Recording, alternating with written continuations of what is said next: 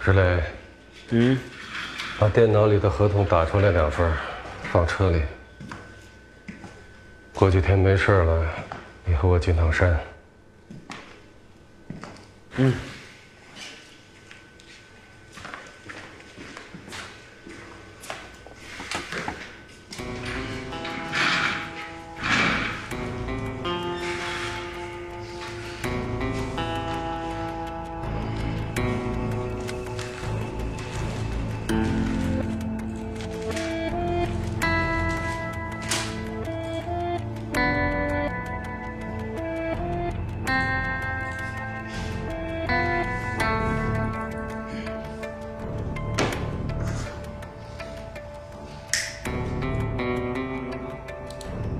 现在的我，过去的张警官，你不认识我吗？我叫李春光。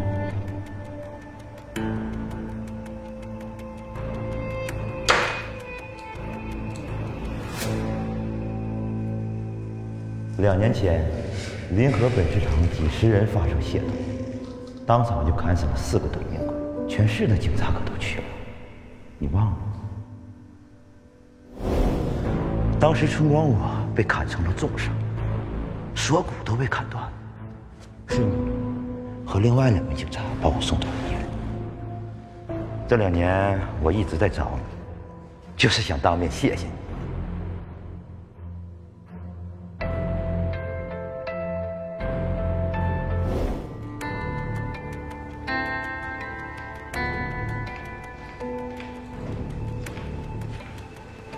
强哥，我把苏林从医院接回来了。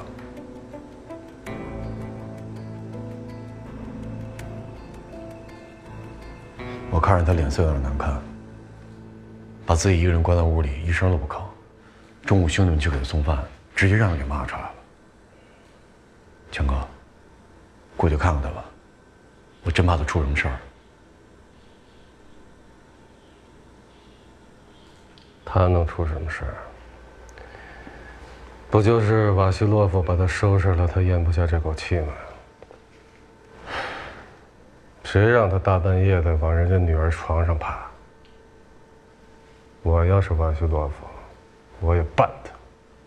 强哥，这杀人不过头点地，再说松林已经尝过苦头了，这事早他妈就该翻篇了。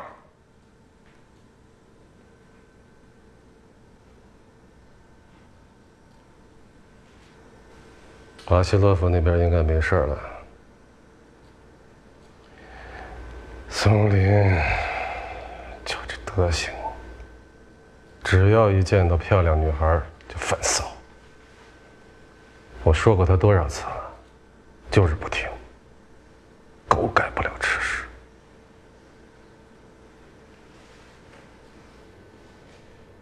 我现在都抬不起头来。